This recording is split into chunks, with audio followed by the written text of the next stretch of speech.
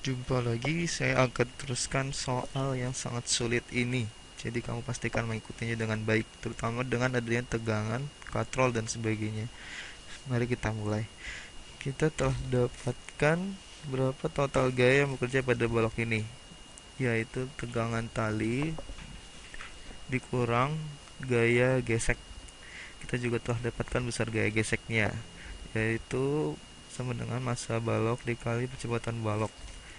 Sebaiknya kita mulai dengan menyelesaikan tegangannya terlebih dahulu. Di berapa besar tegangannya? Jadi tegangan talinya sama dengan 10 dikali percepatan balok ditambah 39,2 Newton.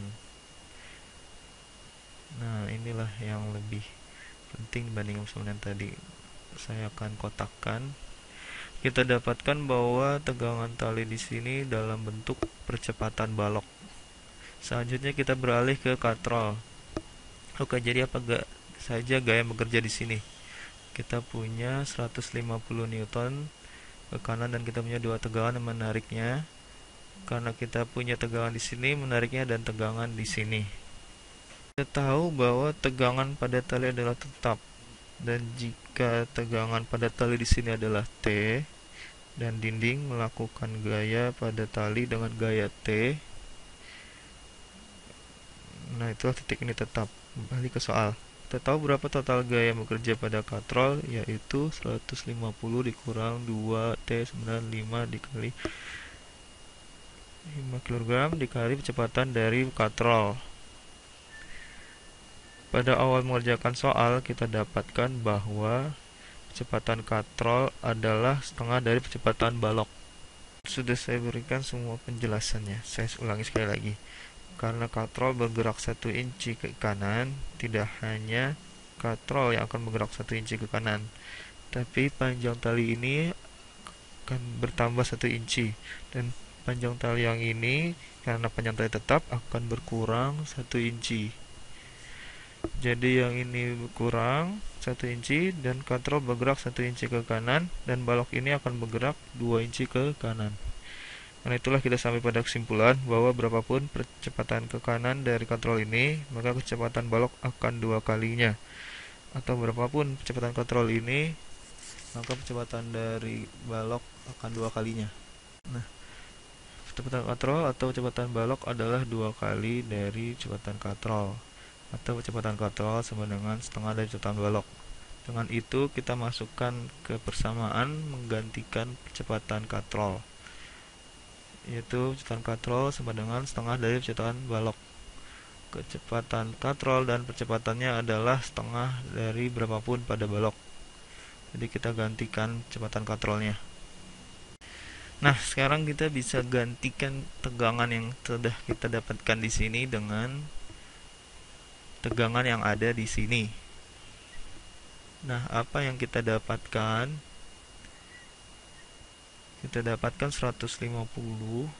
Nah, saya tulis 150 dikurang 2 dikali, kita masukkan bersamaan yang ini. Inilah tegangan dari tali 10 kali AB atau percepatan balok ditambah 39,2 sama dengan 5 dikali setengah. Berapa 5 kali setengah? 2,5 dikali percepatan balok. Jadi 150 dikurang 20 percepatan balok kurang 78,4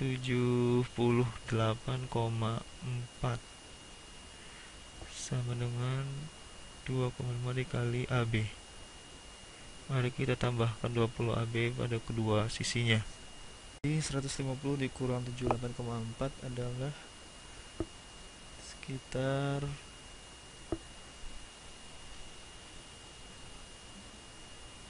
sekitar ya 150 kurang 78,4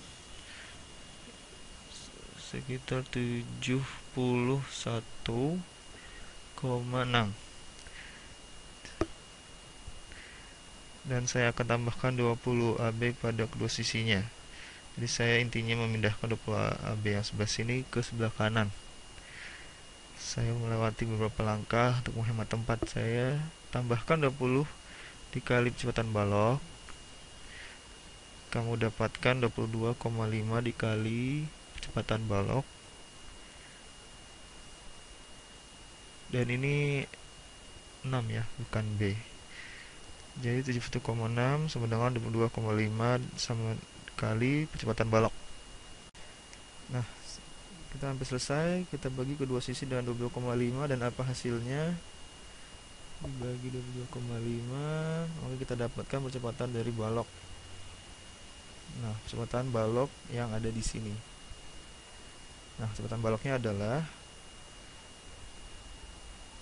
3,18 meter per sekon kuadrat. Nah, sebesar itulah benda ini dipercepat ke kanan.